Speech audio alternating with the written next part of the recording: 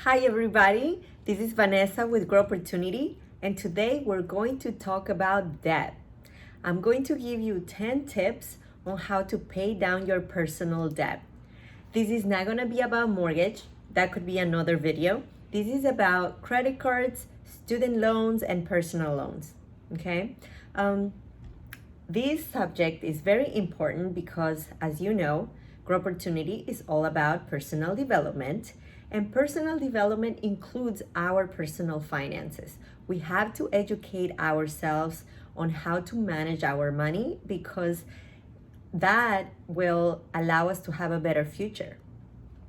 And I did some research, and Americans have about the average balance of credit card debt is $5,700. The average student loan is over $35,000, and the average personal loan is over $16,000. So aside of mortgage, we have all these loans, and this is something that I used to struggle with a lot. There was a time in my life where I went through some things and I needed some money, so I started using credit cards. My issue was credit cards, and my income was a little bit low. It wasn't enough to pay all my expenses, and so I started swiping and swiping, and I started putting groceries in there and gas and any little thing, and it's very easy to swipe. It's no big deal. But eventually, my credit card balance started getting bigger and bigger, and it became several thousands of dollars, and the interest rate was killing me. I started sending payments. A lot of times I would send as much as I could, but every time I received the bill again, the balance looked almost the same. It was because of the interest rate and because every time I needed it, I would swipe again. So I was in a trap.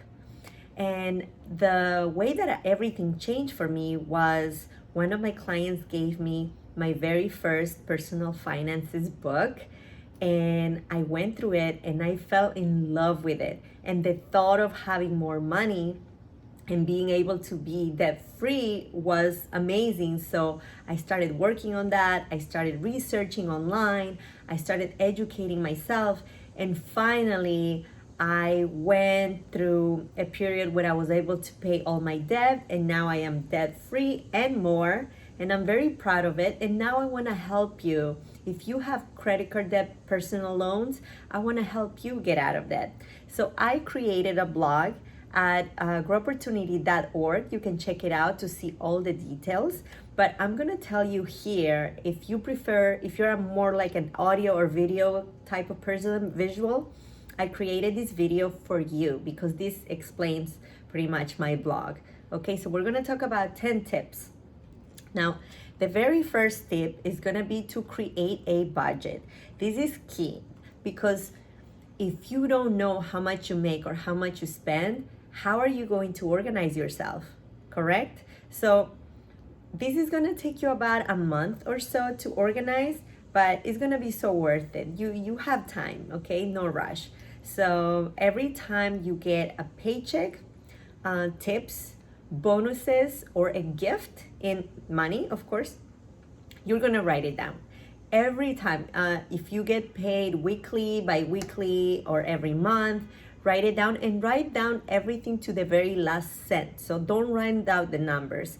Write down everything, and I want you to be conscious of everything that you make. Then, every single day, you're going to write down everything you spend. So if you buy coffee in the morning, if you buy lunch in the afternoon, if you buy dinner, if you go to the grocery store, you go put gas, anything, you're going to write it down. And again, don't run out the numbers. Just write down $12.43. Like, just write down everything, okay, for a whole month. Now, you can be like me, a little bit old school, and write it down on pen and paper. When I did that, that was so much work. By the way, it's so much work, but it's worth it. And then if you are more of a normal person, use your cell phone, record it on your cell phone, and use apps. There's tons of apps that help you with your budget. So make sure you record everything, okay? So once you know everything that you spend, Also your big bills, of course, mortgage and rent, car insurance, car payment, health insurance, subscriptions, your gym, your audiobooks, your movies and shopping, any subscription, even if it's $7 a month, it doesn't matter. Write everything down, okay? Like even like I have pet insurance for my dog, like everything. So once you know everything you make and everything you spend, now we're gonna start cutting down. So I'm gonna use this example because this is what happened to me. I was pretty shocked when I found out how much money I was spending on coffee.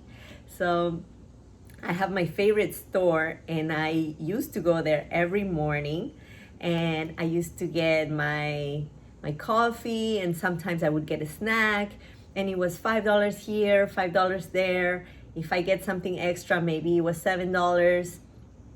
And I never thought it was a big deal. It's cheap, right? Or, well, a $5 coffee is not cheap, but you're always thinking it's $5. Well, it was actually $400 a month when I did the math. And I had no idea. $400 a month, I could have been sending that for my credit cards all that time. And eventually, of course, I did that. So I did miss the coffee, and I did miss my snacks, and I even miss seeing the people there because they already knew me and they knew my name and everything. But it was temporary, and it was so worth it because $400 a month can really help you pay down your debt. Okay, another example, if you're a smoker, maybe this is gonna be a good time for you to quit smoking, especially if that's what you have been wanting to do. I did some research, and people who smoke one pack of cigarettes a day spend about $2,500 a year. So in 2 years, it's $5,000. So imagine that. That's actually a lot of money. And don't get me started with vaping, because buying all the oils and the, what the filters or whatever those are, I don't even know about it, but I know those things are expensive too. So maybe all those habits, check how much you're spending and make some better choices. Okay, so you're gonna cut down on expenses. Maybe you want to cancel that membership that you don't use that much. Maybe you need to rethink of your subscriptions and eliminate a couple of them or half of them. Okay, music, things like that. Like, remember, it's just until you pay for things. So it's not gonna be forever, but it's a little bit of sacrifice. Okay. Third tip. My fingers. Third tip. It's my favorite. This is pay yourself first. You're going to pay yourself at least 10% of your income and put it in a savings account. This technique is actually for investments. You're supposed to save 10% of your income and invest it, make your money grow. But because of the debt, in this case, we're going to use it to pay down debt. A lot of people argue that you can invest while you pay down your debt because you balance out the interest rate and you don't lose a lot of money. But I think that should be for another video about investments. Let's focus right now on debt. So if you save 10% of your income, put it in a savings account, and at the end of the month, you send it to your payments, you will start lowering that debt. Now you can be like, Vanessa, I don't have 10% to put aside. That's why I'm in debt. I don't have money. Well, guess what? If your car gets towed tonight and you absolutely need it for tomorrow to go to work and to drive around your family members and all these chores that you have to do, you will come out with the money to go and get your car and pay the tow company. Like, when we really need to do something, we do it. When somehow you're gonna come up with the money. So pay yourself first, at least 10%, and then pay the rest of your bills. Okay? That is something that you're going to do forever, even once you're debt free. Okay. Tip number 4. And sorry, I'm not looking at you. It's because I'm looking at my notes. And guess what? I'm not holding a notebook and my pen. Now I'm actually looking at the computer. So I'm making progress, you guys. Tip number 4, pay high interest loans first. This method is called the avalanche method. There's 2, but I picked this one because when you pick the loan with the highest interest, which is usually credit cards, remember about 18% or so of interest rates, you will save more money at the end. So the way it works is, let's say that you have 5 different loans, okay? And this one right here is the highest interest rate, then second, third, fourth, fifth. So with all these 4 payments, you make the minimum payment, and the highest interest rates, that's where you're gonna send most of your money. That's where you send that 10% that you're gonna save and more, whatever you can. So once this one is paid off, then you move on to the second one, and then you move on to the third one until you pay down your debt. And because you're tackling the highest interest first, in the end, you're gonna save a lot more money. Now, the second technique is called a snowball technique and method, and that one is a little bit more psychological. You pick the smallest balance first, and you pay the small balance, and then that gives you a little bit of boost of motivation, and then you pick the second biggest balance, and so on and so on. But in the end, it's gonna be more expensive, so that's not really the one I would recommend. But if you're somebody who needs a little bit of motivation every so often, then I would recommend that you go online and search a little bit more and find out and use the snowball method. But I recommend the avalanche method, okay? Tip number 5, consolidate your debt or do balance transfers. So this is something that I did back when I was in debt. I had a couple of credit cards, of course, with big balances, but somebody recommended this for me. I went online and I looked for promotions, and I found a credit card. I waited. Sometimes promotions come and go, so I had time. I had nothing but time. So I waited until I found one credit card that was offering 18 months of 0% interest rate, in exchange, of course, of a 3% balance transfer fee. Some offer 1 year, some offer 15 months. I was lucky to find one with 18 months, and the 3% balance transfer fee is gonna be much cheaper than keep paying your old credit card with a high interest rate. So it's very, very worth it that you transfer, and then you pay as fast as you can, with hopefully within that year, 15 months or 18 months. So then you don't pay any interest rate except for that little 3%. So it's very convenient. And then consolidation is basically to put all of your debt into a big loan. And these loans usually have lower interest rates, and a lot of times they also lower your monthly payment. So that can give you a little bit of freedom to stretch your budget a little bit and plan better. And of course, stop getting loans and using your credit card.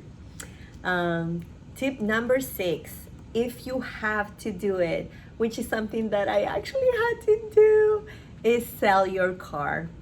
Sometimes you have to say goodbye to your beloved car in order to pay your debt, because sometimes you have to do what you have to do. And if it will help you out, do it. So you would sell your car and then buy a cheaper one, which actually sucks because of course it's not gonna be your dream car, which is what I did. But now that's my mom's car. I gave it to my mom. Sorry, Mom, but I know you're okay with it. So yes, buy a cheaper car, sell your car, and use that money towards paying your debt. Now, if one of the problems is that you owe a car loan and you're like, well, how am I gonna sell the car? This is what I owe. Maybe you can do it. Like, find out about it, of course, I'm not a professional, but I'm pretty sure that if you owe $25,000 on a car loan, and of course the value of the car is lower, and you sell it for 20,000, you're gonna owe 5,000. But then with that sale, you get rid of your car and you buy an $8,000 car, you owe 13,000, or you're spending $13,000, and that is much better than $25,000. So if you downgrade temporarily, that will save you a lot of money. So do your research. Think about saying goodbye to your car if it's necessary, sell it, and then pay down your debt. Okay. Tip number 7. This one might be hard too, is adjusting your living situation. Maybe you have to move a little bit farther because it's cheaper, or maybe you have to downsize. If you live in a 1-bedroom, maybe you want to move to a studio. If you own, maybe you want to rent a room and get a roommate. If you're uncomfortable with that, maybe you want to rent out your house and move somewhere cheaper and rent temporarily. Think about your living situation, because what you pay for rent or mortgage should not be more than 30% of your income. Okay, so think about that math, do it, and if you're paying too much for your home, make some adjustments, because that is 30% is the limit of what you should be spending on your home. Tip number 8, renegotiate your subscriptions. So, anytime we can always call the cable company and say, hey, I don't need this many channels, I don't need this, what can we do? Can you lower my monthly bill? And hey, they might say no, but a lot of times they say yes. I did that. Well, one of my friends did it for me actually, because when I called, they were like, no, like, this is the prices, take it or leave it. And I was like, oh my God, okay. But then a friend of mine was like, you know what? Let me call. He's very good with like communication and people. And somehow he lowered my bill. So I was like, wow, I couldn't even believe it. So that was great. And I did the same thing with my cell phone bill. I called my company and I said, I am thinking about switching companies because I saw an ad on TV and there's a better deal. So can you cancel my contract? And they were like, no, I don't want you to leave. How much was the ad for? Because we'll match it. And they matched the price of the ad that I saw on TV. So a lot of companies want to keep you as a customer, and they are willing to renegotiate. So call all the places that you have subscriptions with and ask. You don't lose anything by asking. If you don't ask, then the answer is no, because you never asked, correct? So tip number 9, a lot of people are not gonna like this tip, but it is gonna be useful. Hold off on dating for a while. Dates are really expensive. And let's take the 2 scenarios. If you're a guy and you offer to pay for girls, imagine you need to pay for 2 dinners, like rounds of drinks for you and for her. Then you need to tip on the entire bill. And how many dates are you gonna go? And what about movies? What about, other activities that are really expensive and you have to pay for you and the girl that you're seeing? That's gonna add a lot of stress. And let's face it, what kind of relationship can you really offer if all you're thinking about when you go out with her is like, I can't afford this place. I hope that she doesn't order the more expensive plate in the menu. Like, can you really be focused and present? Probably not. So hold on dating for a while. Even the cup of coffee, Vanessa, but I can ask my dates to go for a coffee. Well, remember, I was spending $400 a month on coffee. How many coffee dates do you want to have? How much money are you going to spend? It's still going to add up. And now, if you're a girl, you can say, well, what if I find a guy that is going to offer to pay for me all the time? Well, if you're lucky to find a guy that pays for you all the time, it all sounds great. But at some point, if you are someone fair and you want to show interest for the guy as well, you're going to offer to pay for things too, even if it's less expensive things. Like, even if he pays for dinner and you pay for the ice cream, that's nice. But everything, for budget purposes, everything is going to add up. And then if you're the type of girl or woman who thinks about splitting everything equally and you keep going on dates, what's going to happen to your budget? What's going to happen to your spend? Are you going to swipe the credit card again? So think about, not going on dates. Maybe I'm not saying don't be in a relationship, talk to your partner or figure something out, but don't spend money out.